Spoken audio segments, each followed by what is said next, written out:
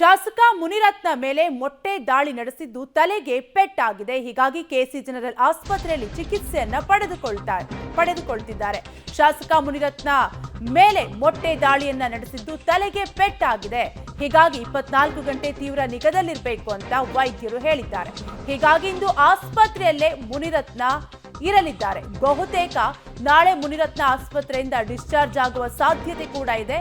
Surgeon doctor Naveen ರಿಂದ ಚಿಕಿತ್ಸೆ ಮುಂದುವರೆದಿದೆ. ಶಾಸಕ ಮುನಿರತ್ನ ಅವರಿಗೆ ಸದ್ಯ ಮುನಿರತ್ನ ಆರೋಗ್ಯ ಸ್ಥಿರವಾಗಿದೆ ಅಂತ ವೈದ್ಯರು ಮಾಹಿತಿಯನ್ನ ನೀಡಿದ್ದಾರೆ. ಶಾಸಕ ಮುನಿರತ್ನ ಮೇಲೆ ಮೊಟ್ಟೆ ದಾಳಿಯನ್ನು ನಡೆಸಿದ್ದು ಕೆಸಿ ಜನರಲ್ ಆಸ್ಪತ್ರೆಯಲ್ಲಿ ಚಿಕಿತ್ಸೆಯನ್ನ ಪಡೆದುಕೊಳ್ತಾ ಇದ್ದಾರೆ.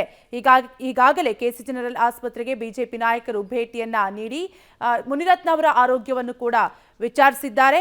ಜೊತೆಗೆ ಡಾಕ್ಟರ್ ಮಂಜುನಾಥ್ ಭೇಟಿ ನೀಡಿ ಆರೋಗ್ಯವನ್ನ ವಿಚಾರಿಸಿ ರಿಯಾಕ್ಟ್ ಮಾಡಿದ್ದಾರೆ. ಹೌದು, ಮುನಿರತ್ನ ಅವರ ತಲೆಗೆ ಪೆಟ್ಟಾಗಿದೆ ಅನ್ನುವಂತಹ ಮಾತುಗಳನ್ನ ಆಡಿದ್ದಾರೆ. ಡೀಟೇಲ್ಸ್ ಕೊಡಲು ನಮ್ಮ ಪ್ರತಿನಿಧಿ ನಾಗೇಶ್ ನೇರ ಸಂಪರ್ಕದಲ್ಲಿ ಕನೆಕ್ಟ್ ಆಗಿದ್ದಾರೆ. ನಾಗೇಶ್, ಸದ್ಯಕ್ಕೆ ಮುನಿರತ್ನ ಅವರ ಕಂಡೀಷನ್ ಹೇಗಿದೆ? ನಾಳೆ ಎಷ್ಟೊತ್ತಿಗೆ ಡಿಸ್ಚಾರ್ಜ್ ಆಗಬಹುದು?